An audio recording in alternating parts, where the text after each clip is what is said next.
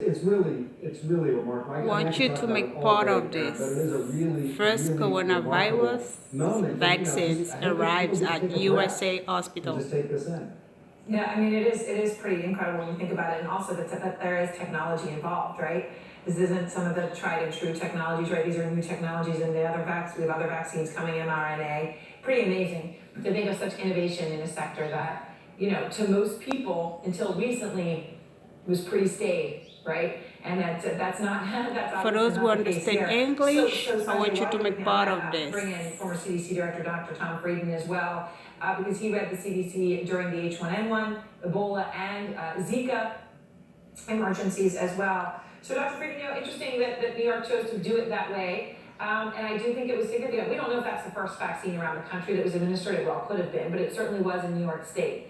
But for something so mundane to be so important to do. Aren't avoidable deaths while we're waiting to get the vaccine rolled out. And Sanjay, that is the great tragedy, right? You've got 110,000 people hospitalized, hospitalizations at a record, new cases at a record, deaths. The CDC has said are going to run 2,000 to 3,000 per day for the next 90 days. I mean, a tragedy, and that so much of this was avoidable had behavior been changed. Sanjay, what do you think about what's been put out there? If you people, understand English, this is for you. Someone said, well, you should give everyone one dose and just give everyone a dose. We're gonna be vaccines. And then not worry about that second dose until everybody's had the first, and then do a booster. Do you think that makes any sense, given that the vaccine has obviously not been tested in such a way?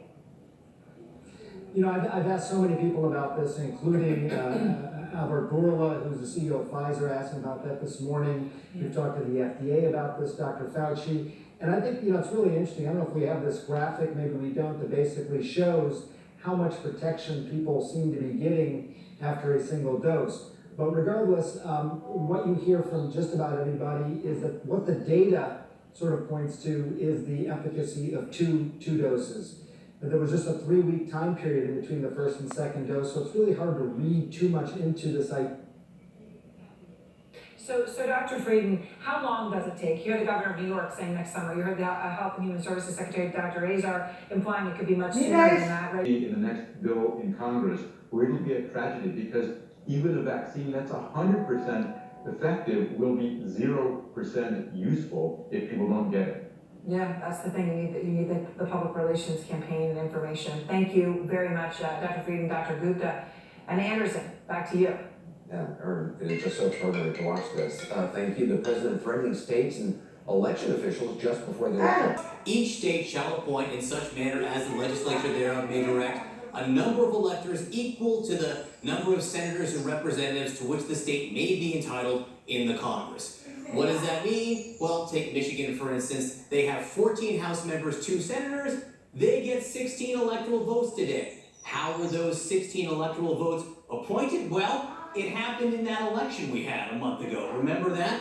The one that Joe Biden won in the state of Michigan by 154,000 votes. Now, it's interesting. There's nothing actually in the Constitution which requires any state to hold an election. There's nothing in the Constitution which guarantees we get to vote for a president, which is crazy when you think about it. But since 1864, every state has chosen their electors through elections. Who are these people exactly? Well, let's look at the state of Delaware, for instance here. We'll get a sense of, I can't get Delaware up here. Let's look at the state of Delaware to get a sense of who these people are. They tend to be party people, party officials. They're either chosen by party convention, party committee, party leaders, and this is a good cross-section. This is Joe Biden's home state. You can see the 3 electors If you understand English, chair, a former candidate for state house, that's for you. And I want you to make part of this. From the state of Delaware.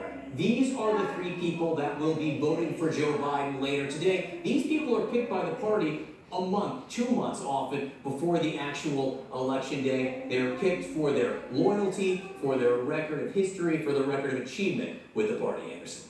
Right, John Berger will be following this throughout the day. Even as the Electoral College gets ready to vote and affirm Joe Biden's victory, President Trump is not giving up. He's been pressuring state officials to throw out the election results and declare him the winner.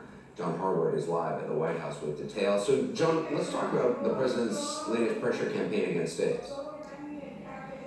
Look, the president is not giving up, even though the outcome is clear. That's all for today.